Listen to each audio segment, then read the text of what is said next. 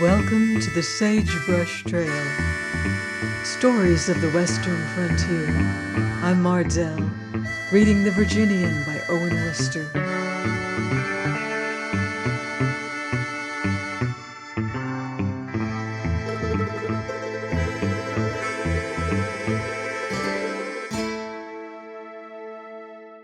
Chapter 16.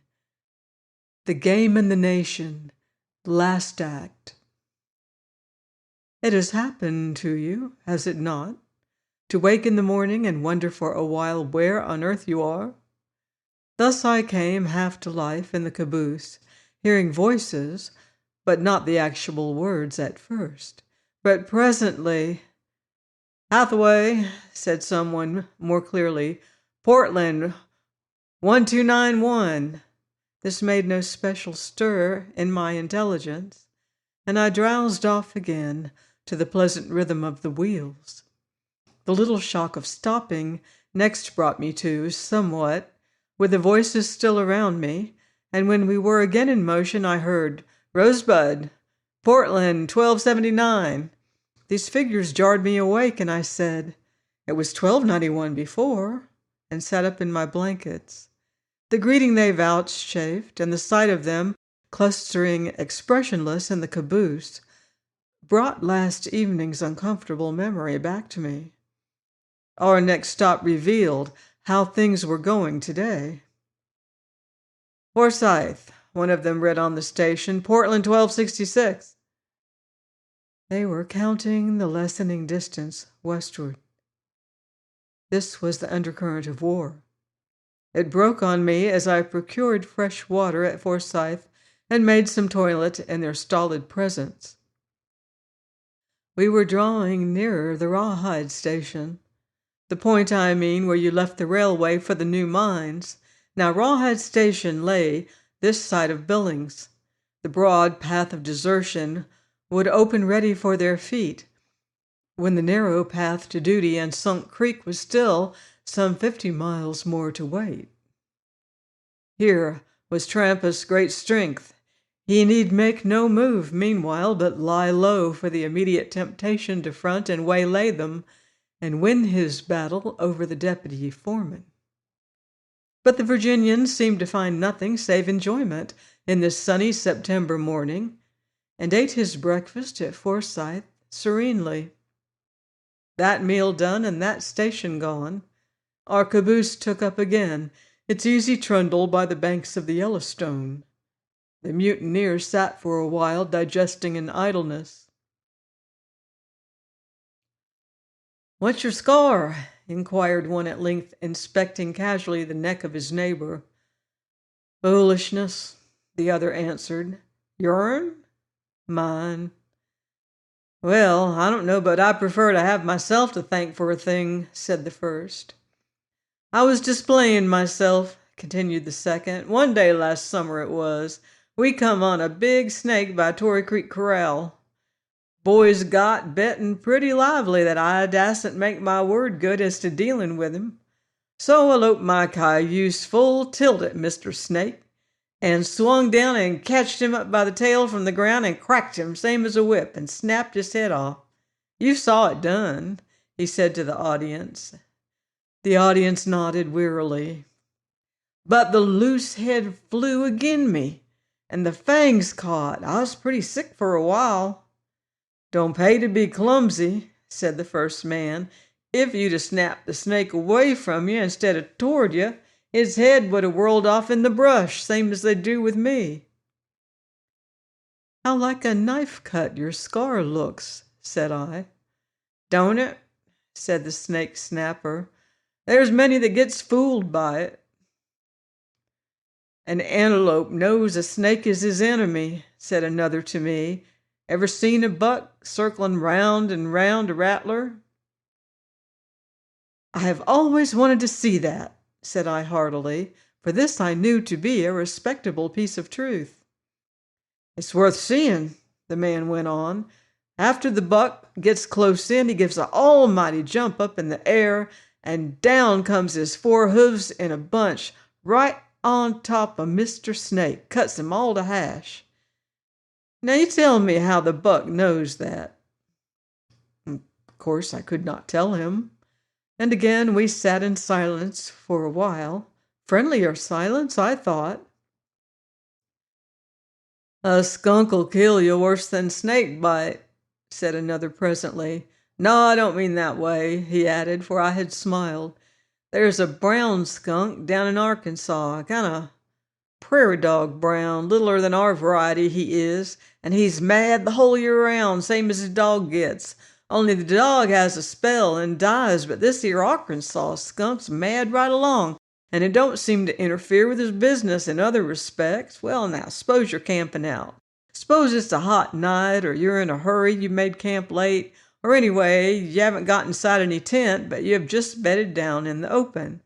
Skunk comes traveling along, walks on your blankets, you're warm. He likes that, same as the cat does, and he tramps with pleasure and comfort, same as the cat. And you move. You get bit, that's all, and you die of hydrophobia. Ask anybody." "Most extraordinary," said I, "but did you ever see a person die from this?" "No, sir, never happened to. My cousin at Bald Knob did." "Died?" "No, sir, saw a man." "But how do you know they're not sick skunks?" "No, sir, they was well skunks, well as anything. You'll not meet skunks in any state of the Union more robust than them in Arkansas. And thick." "That's awful true," sighed another. "I've buried hundreds of dollars worth of clothes in Arkansas." "Why didn't you travel in a sponge bag?" inquired Scipio. And this brought a slight silence. "Speaking of bites," spoke up a new man, "how's that?" He held up his thumb. "My," breathed Scipio, "must have been a lion." The man wore a wounded look. "I was hunting owl eggs for a botanist from Boston," he explained to me. "Chiropodist, weren't he?" said Scipio. "Or maybe a synabulator." "No, honest," protested the man with the thumb, so that I was sorry for him and begged him to go on. "I'll listen to you," I assured him. And I wondered why this politeness of mine should throw one or two of them into stifled mirth. Scipio, on the other hand, gave me a disgusted look and sat back sullenly for a moment, and then took himself out on the platform where the Virginian was lounging. "The young feller wore knee pants and ever so thick spectacles with a half-moon cut in 'em," resumed the narrator, "and he carried a tin box strung to a strap that I took for his lunch, till it flew open on him, and a horned toad hustled out. Then I was sure he was a botanist, or whatever you say they're called. Well, he would have owl eggs, them little prairie owl that some claim can turn their head clean around and keep a watching you, only that's nonsense.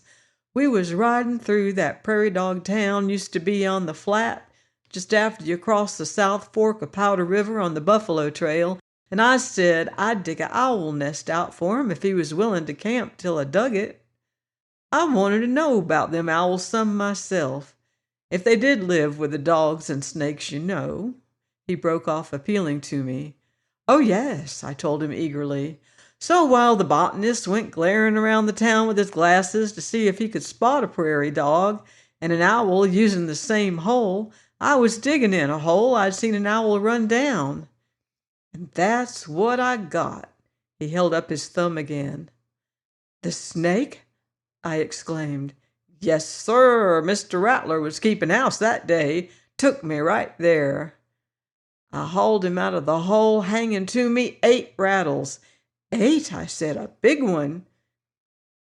"Yes, sir. Thought I was dead, but the woman—" "The woman?" said I. "Yeah, the woman. Didn't I tell you the botanist had his wife along? Well, he did, and she acted better than the man, for he was losing his head and shouting that he had no whiskey, and he didn't guess his knife was sharp enough to amputate my thumb, and none of us chewed. And the doctor was 20 miles away, and if he'd only remembered to bring his ammonia, well, he was screeching out most everything he knew in the world, and without arranging it any neither. But she just clawed his pocket and burrowed and kept yelling, 'Give him the stone, Augustus!' and she whipped out one of them Injun medicine stones, first one I ever seen. She clapped it onto my thumb, and it started in right away. "What did it do?" said I. "Sucked, like blotting paper does.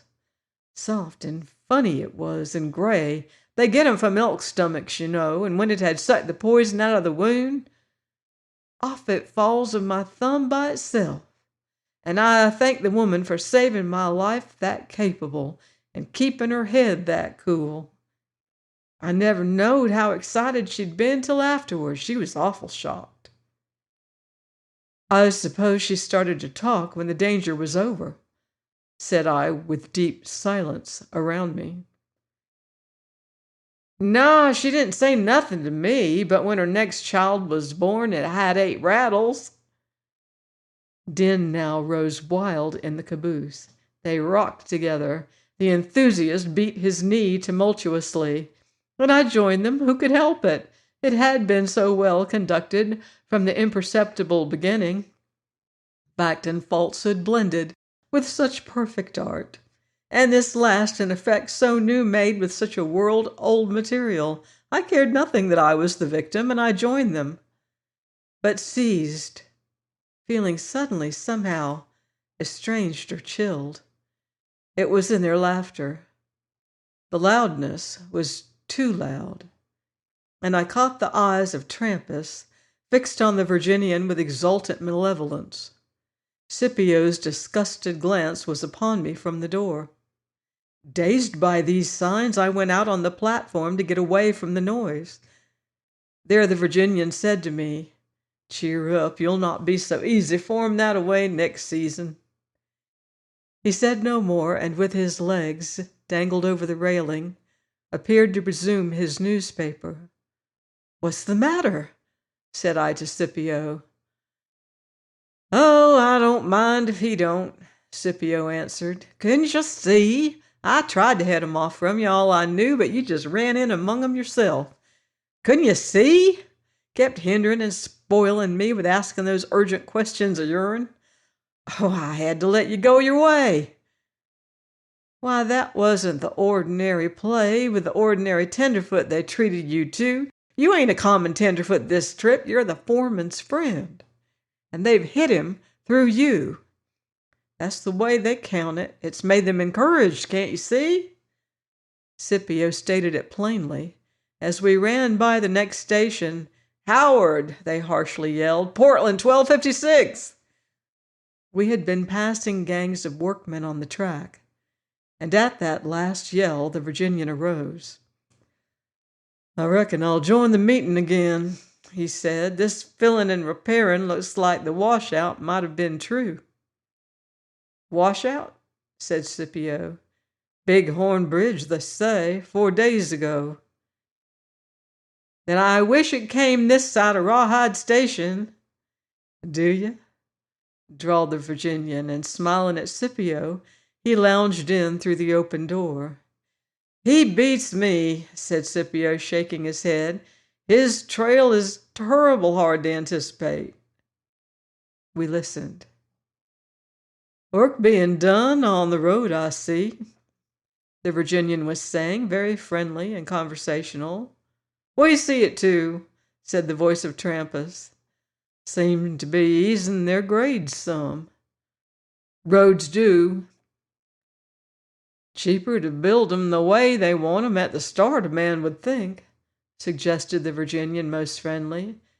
"There goes some more Italians." "They're Chinese," said Trampas. "That's so," acknowledged the Virginian with a laugh. "What's he monkeying at now?" muttered Scipio. "Without cheap foreigners, they couldn't afford all this here new grading," the Southerner continued. "Grading? Can't you tell when a flood's been eating the banks?" "Why, yes," said the Virginian, sweet as honey. "But ain't you heard of the improvements west of Big Timber? All the way to Missoula this season. I'm talking about them." "Oh, talking about them. Yeah, I've heard." "Good money-saving scheme, ain't it?" said the Virginian. "Letting freight Run down one hill and up the next as far as she'll go without steam, and shaving the hill down to that point. Now this was an honest engineering fact. Better'n setting dudes squinting through telescopes and ciphering over 1% reductions, the Southerner commented. It's common sense, asserted Trampas. Have you heard the new scheme about the water tanks? I ain't right certain, said the Southerner. I must watch this, said Scipio, or I shall bust. He went in, and so did I. They were all sitting over this discussion of the Northern Pacific's recent policy as to betterments as though they were the board of directors. Pins could have dropped, only nobody would have cared to hear a pin. They used to put all their tanks at the bottom of their grades, said Trampas. Why, you get the water easier at the bottom. You can pump it to the top, though, said Trampas, growing superior, and it's cheaper. That gets me, said the Virginian, interested. Trains after watering can start downhill now and get the benefit of the gravity. It'll cut down operating expenses a heap.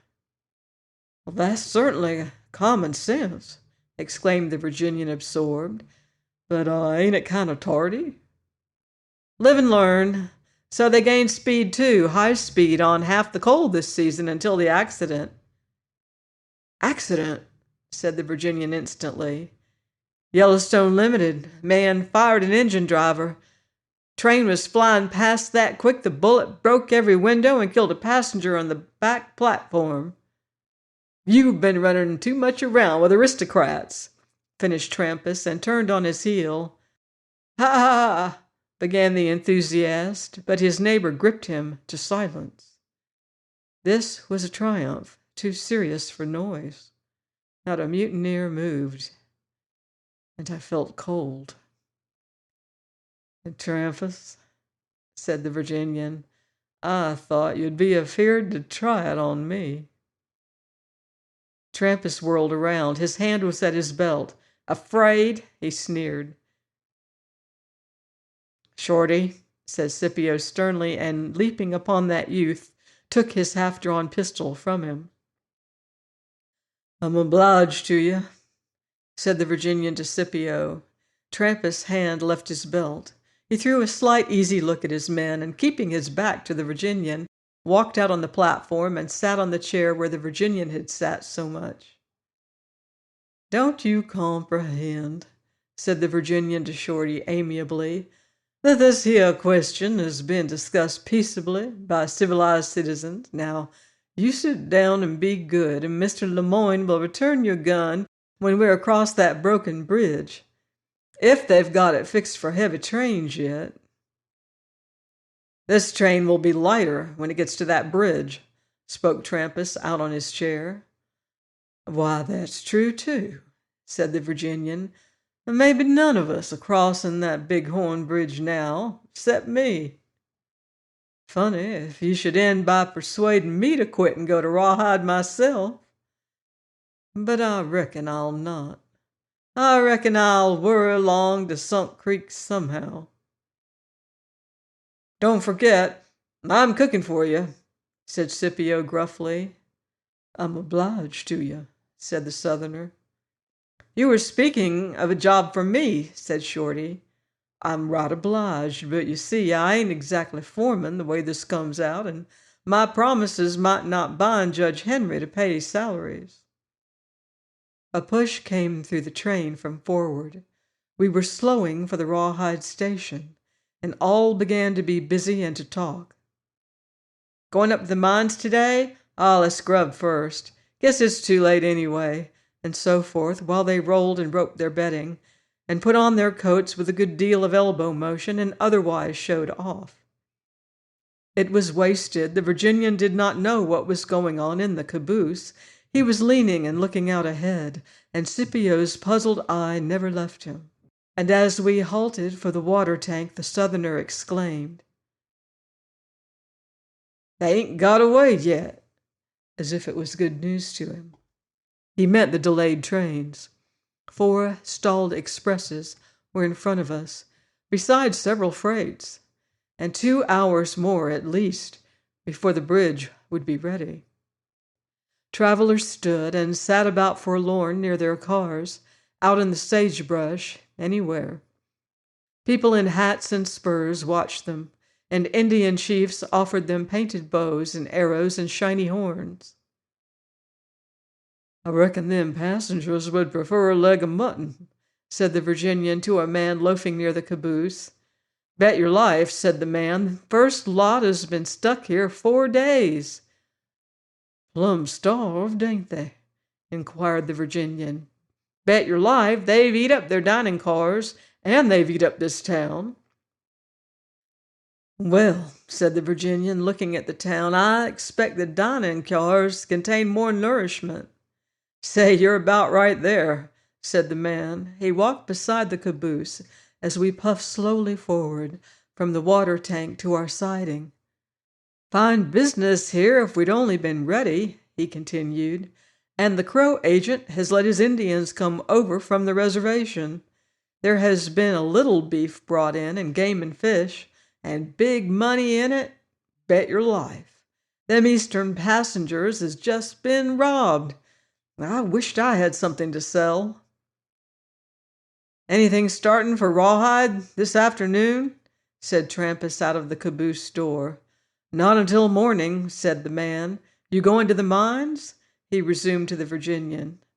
"Why," answered the Southerner slowly and casually, and addressing himself strictly to the man, while Trampas on his side paid obvious inattention.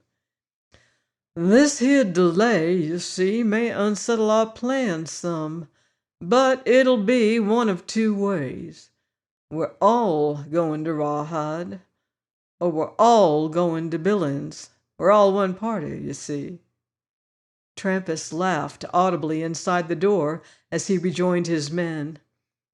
"Let him keep up appearances," I heard him tell them. "It don't hurt us what he says to strangers."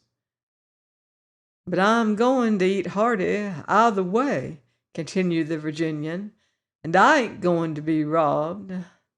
I've been kind of promising myself a treat if we stopped here."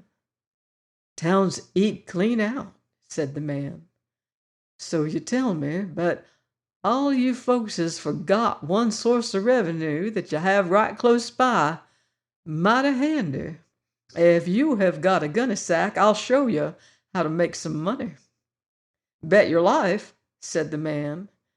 "Mr. Lemoyne," said the Virginian, "the outfit's cooking and stuff is aboard.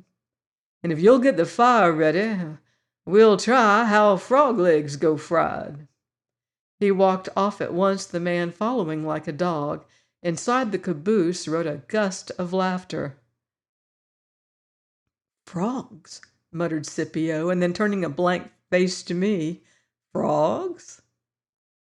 "Colonel Cyrus Jones had them on his bill of fare," I said. "Frog legs la Delmonico." "Shoo! I didn't get up that thing. I had it when I came. Never looked at it. Frogs?" He went down the steps very slowly with a long frown. Reaching the ground, he shook his head. "That man's trail is surely hard to anticipate," he said.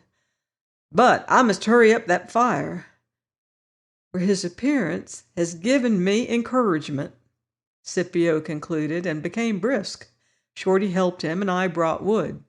Trampas and the other people strolled off to the station, a compact band. Our little fire was built beside the caboose, so the cooking things might be easily reached and put back. You would scarcely think that such operations held any interest, even for the hungry, when there seemed to be nothing to cook. A few sticks blazing tamely in the dust, a frying pan, half a tin bucket of lard, some water and barren plates and knives and forks, and 3 silent men attending to them. That was all. But the travelers came to see.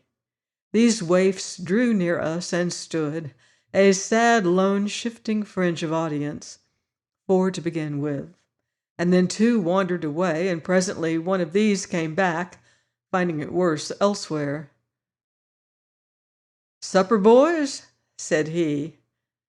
"Breakfast," said Scipio crossly. And then no more of them addressed us. I heard them joylessly mention Wall Street to each other and Saratoga. I even heard the name Bryn Mawr, which is near Philadelphia. But these fragments of home, dropped in the wilderness here in Montana beside a freight caboose, were of no interest to me now. "Looks like frogs down there, too," said Scipio. "See them marshy sloughs full of weeds?" We took a little turn and had a sight of the Virginian quite active among the ponds. "Hush, I'm getting some thoughts," continued Scipio. "He wasn't sorry enough. Don't interrupt me." "I'm not," said I. "No, but I'd most caught a hold," and Scipio muttered to himself again. He wasn't sorry enough. Presently he swore loud and brilliantly. "I tell you," he cried, "what did he say to Trampas after that play they exchanged over railroad improvements and Trampas put the josh on him? Didn't he say, 'Trampas, I thought you'd be afraid to do it'? Well, sir, Trampas had better have been afraid. And that's what he meant. There's where he was bringing it to. Trampas made an awful bad play then. You wait. Glory, but he's a knowing man. Of course he wasn't sorry. I guess he had the hardest kind of work to look as sorry as he did. You wait." "Wait? What for? Go on, man, what for?" "I don't know. I don't know. Whatever hand he's been holding up, this is the showdown. He's played for a showdown here before the caboose gets off the bridge. Now come back on to the fire. Shorty'll be leaving it to go out." "Grow happy some, Shorty," he cried on arriving, and his hand cracked on Shorty's shoulder. "Supper's in sight, Shorty. Food for reflection." "None for the stomach?" asked the passenger who had spoken once before. "Oh, we're figuring on that, too," said Scipio. His crossness had melted entirely away. "Why, they're cowboys!" exclaimed another passenger, and he moved nearer. From the station, Trampas now came back, his herd following him less compactly. They had found famine and no hope of supplies until the next train from the east. This was no fault of Trampas, but they were following him less compactly. They carried one piece of cheese the size of a fist, the weight of a brick, the hue of a corpse. And the passenger, seeing it, exclaimed, "There's Old Faithful again," and took off their hats. "You gentlemen met that cheese before, then?" said Scipio, delighted. "It's been offered me 3 times a day for 4 days," said the passenger. "Did he want $1 or $1.50?" "$2," blurted out the enthusiast. And all of us, save Trampas, fell into fits of imbecile laughter.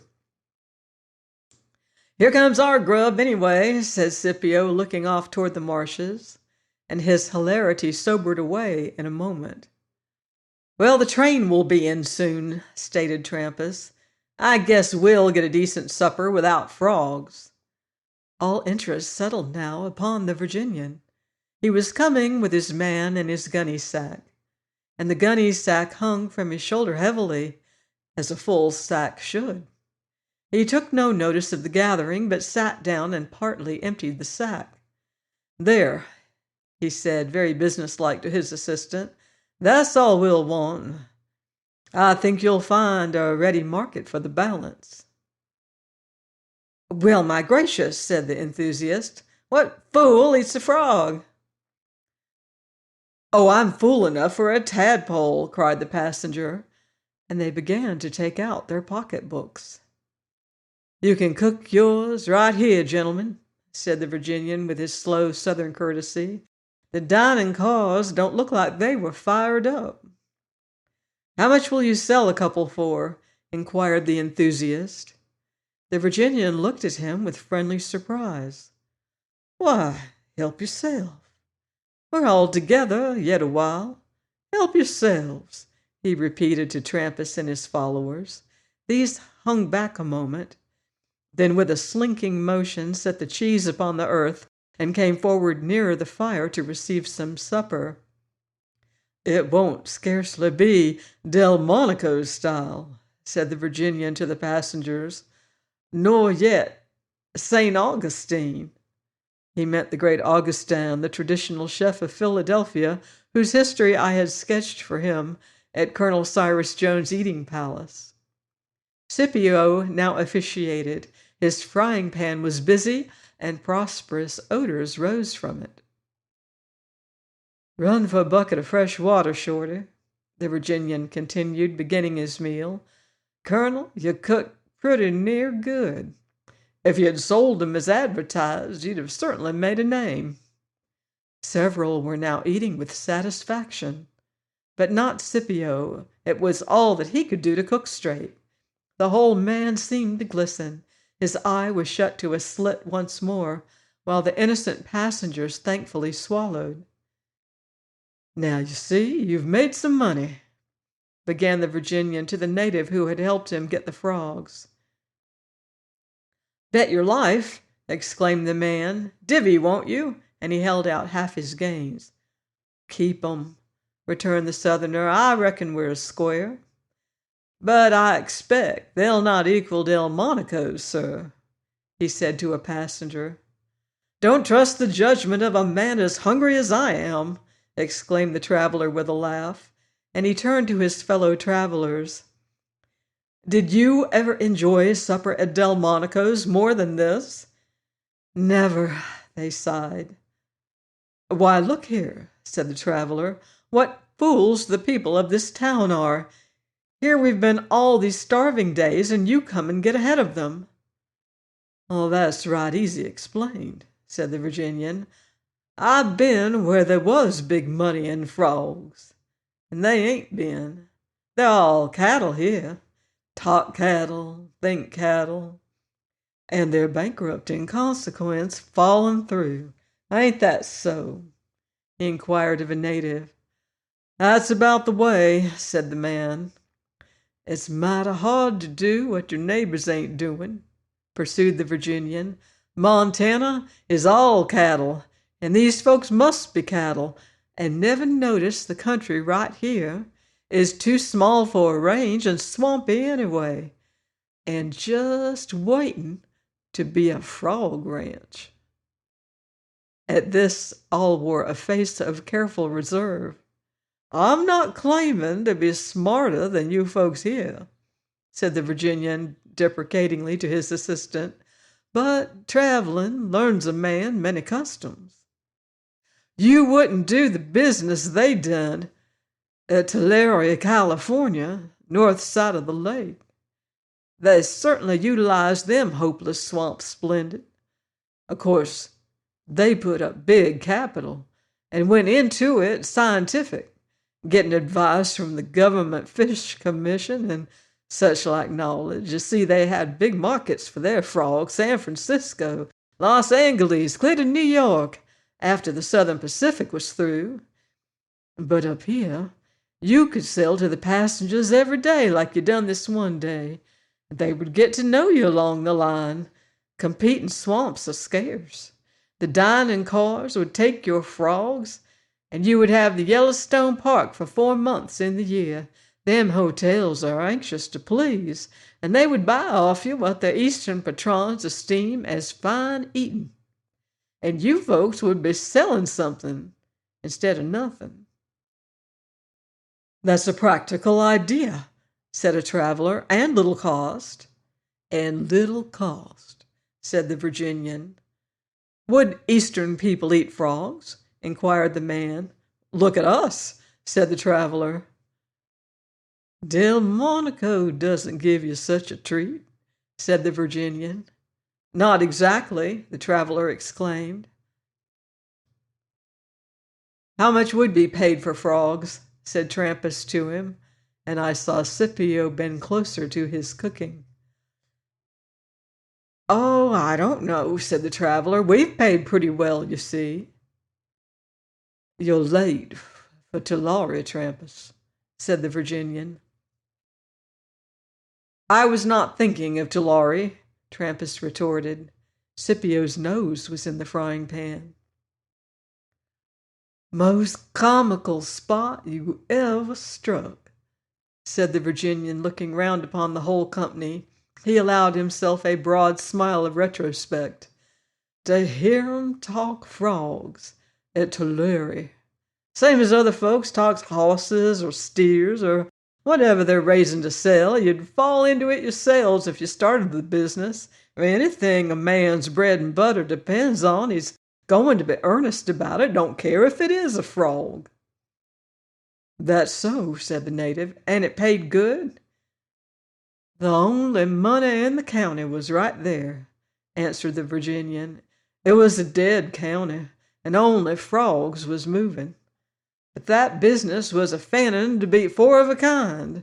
It made you feel strange at first, as I said, for all the men had been cattlemen at one time or another, till you got accustomed. It would give most anybody a shock to hear 'em speak about herding the bulls in a pasture by themselves." The Virginian allowed himself another smile, but became serious again. "That was their policy," he explained, "except at certain times of year. They kept the bulls separate. The Fish Commission told 'em they'd better, and it certainly worked mighty well. It or something did, for gentlemen, hush. But they was millions. You'd have said all the frogs in the world had taken charge at Tulare. And the money rolled in, gentlemen, hush. 'Twas a gold mine for the owners. 40% they netted some years, and they paid generous wages. For they could sell to all them French restaurants in San Francisco, you see. And there was the Cliff House, and the Palace Hotel made it a specialty. And the officers took frogs at the Presidio and Angel Island and Alcatraz and Benicia. Los Angeles was beginning its boom. The corner lot sharps wanted something by way of varnish, and so they dazzled Eastern investors with advertising Tulare frogs clear to New Orleans and New York. 'Twas only in Sacramento frogs was dull. I expect the California legislature was too ornery for them fine raised luxuries. They tell one of them senators that he raked $1 million out of Los Angeles real estate, and started in for a bang-up meal with champagne, wanted to scatter his new gold thick and quick. But he got astray among all the fancy dishes, and just yelled right out before the ladies, 'Damn it, bring me $40 worth of ham and eggs.' He was a funny senator now." The Virginian paused and finished eating a leg, and then, with diabolic art, he made a feint at wandering to Newfield's anecdote. "Talking of senators," he resumed, "Senator Wise—" "How much did you say wages were at Tulare?" inquired one of the Trampist faction. "How much? Why, I never knew what the foreman got. The regular hands got 100. Now, Senator Wise, 100 a month? Why, it was wet and muddy work, you see. A man risked rheumatism some. He risked it a good deal." "Well, I was going to speak about Senator Wise when Senator Wise was speaking of his visit to Alaska." 40%, was it?" said Trampas. "Oh, I must call my wife," said the traveler behind me. "This is what I came west for," and he hurried away. "Not 40% the bad years," replied the Virginian. "The frogs had enemies, same as cattle. I remember when a pelican got in the spring pasture, and the herd broke through the fence." "Fence?" said a passenger. "A ditch, sir, and wire net. Every pasture was a square swamp, with a ditch around and a wire net. You've heard the mournful, mixed-up sound a big bunch of cattle will make? Well, sir, as you drove from the railroad to the Tulare Frog Ranch, you could hear 'em a mile. Springtime they'd sing like girls in the organ loft, and by August they were about ready to hire out for bass. And all was fit to be soloists, if I'm a judge. But in a bad year it might be only 20%. The pelican rushed him from the pasture right into the San Joaquin River, which was close by the property. The big balance of the herd stampeded, and though of course they came out on the banks again, the news had went round, and folks below at Hemlin eat most of 'em just to spite the company. You see, a frog in a river is more hopeless than any maverick loose on the range. And they never struck any plan to brand their stock and prove ownership.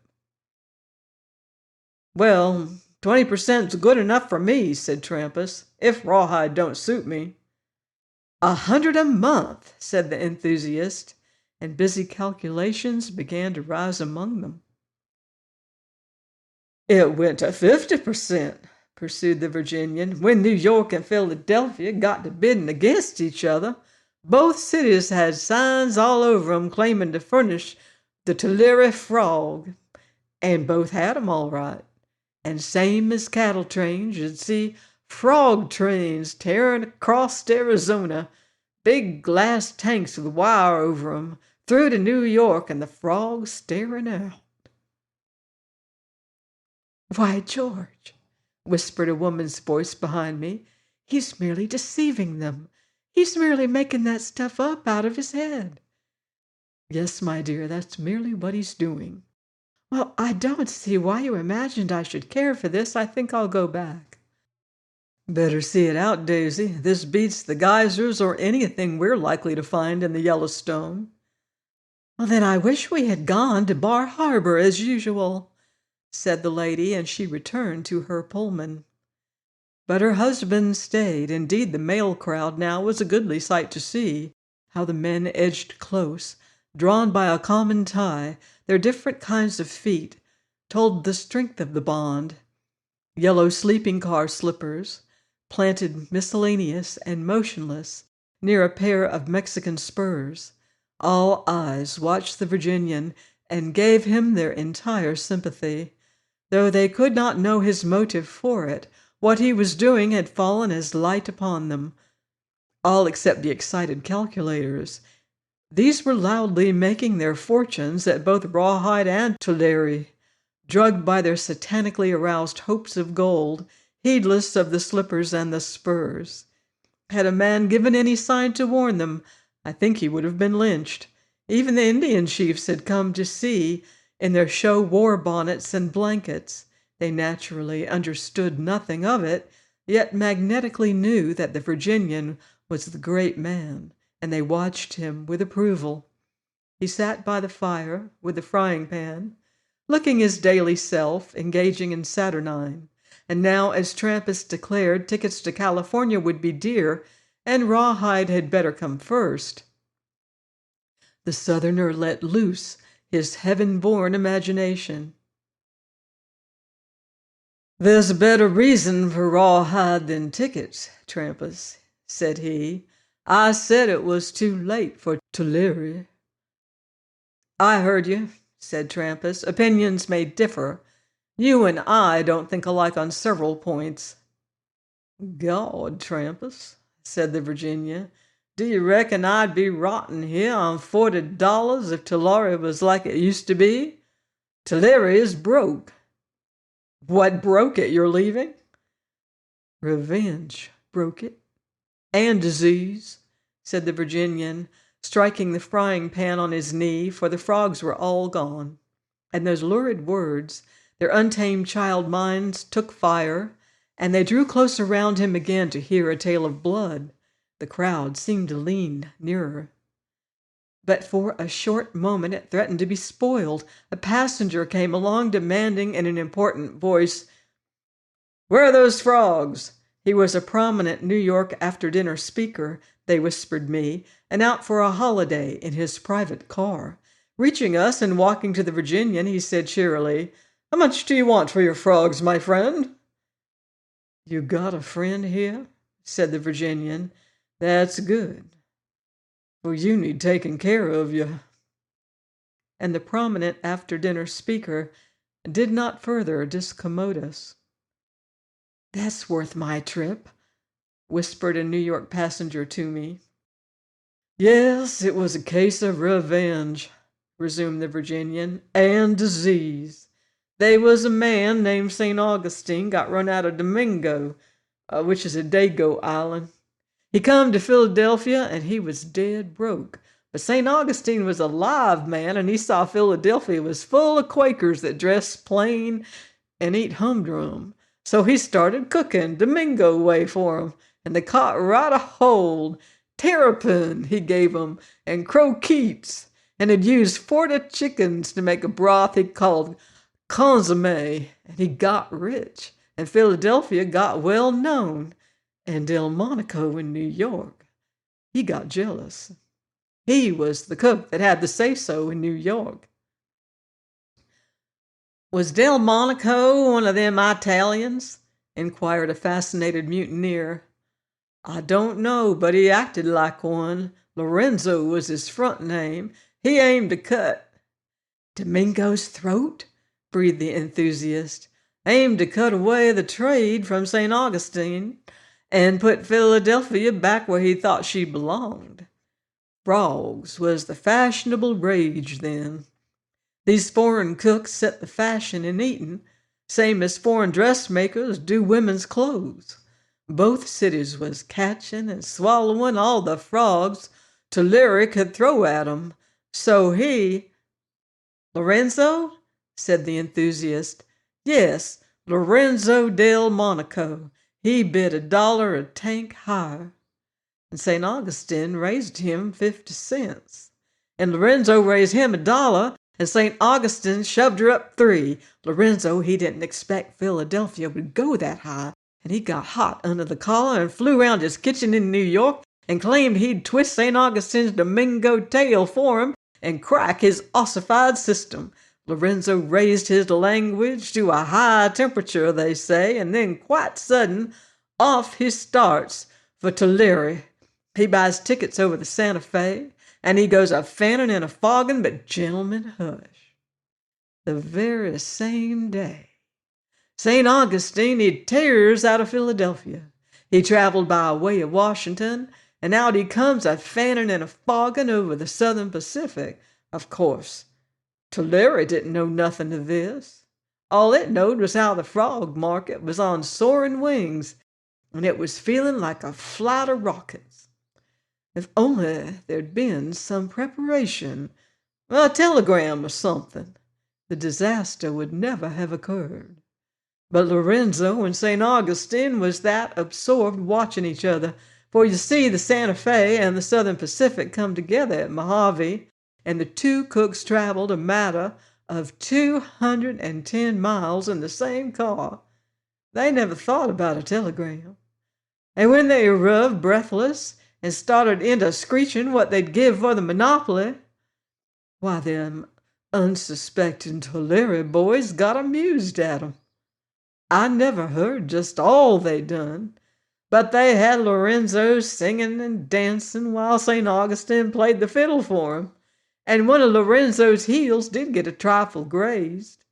Well, them two cooks quit that ranch without disclosing their identity, and as soon as they got to a safe distance, they swore eternal friendship in their excitable foreign way, and they went home over the Union Pacific, sharing the same stateroom. Their revenge killed frogs. The disease— How killed frogs? Demanded Trampas. Just killed them. Delmonico and St. Augustine wiped frogs off the slate of fashion. Not a banker in Fifth Avenue will touch one now if another banker's around watching him. And if you ever see a man that hides his feet and won't take off his socks in company, he's worked in them Tulare swamps and got the disease. Catch him waiting, you'll find he's web-footed. Frogs are dead, Trampas, and so are you. Rise up, liars, and salute your king, yelled Scipio. Oh, I'm in love with you, and he threw his arms around the Virginian. Let me shake hands with you, said the traveler, who had failed to interest his wife in these things. I wish I was going to have some more of your company. Thank you, sir, said the Virginian. Other passengers greeted him, and the Indian chiefs came, saying how because they followed their feelings without understanding. "Don't show so humbled, boys," said the deputy foreman to his most sheepish crew. "These gentlemen from the East have been enjoying you some, I know. But think what a weary wait they've had here. And you insisted on playing the game with me this way, do you see? What outlet did you give me? Didn't I have to do it? And I'll tell you one thing for your consolation. When I got to the middle of the frogs, I most believed it myself." And he laughed out the first laugh I had heard him give. The enthusiast came up and shook hands. That led off, and the rest followed.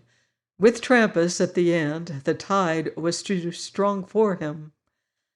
He was not a graceful loser, but he got through this, and the Virginian eased him down by treating him precisely like the others, apparently. Possibly the supreme, the most American moment of all was when word came that the bridge was open, and the Pullman trains, with noise and triumph, began to move westward at last.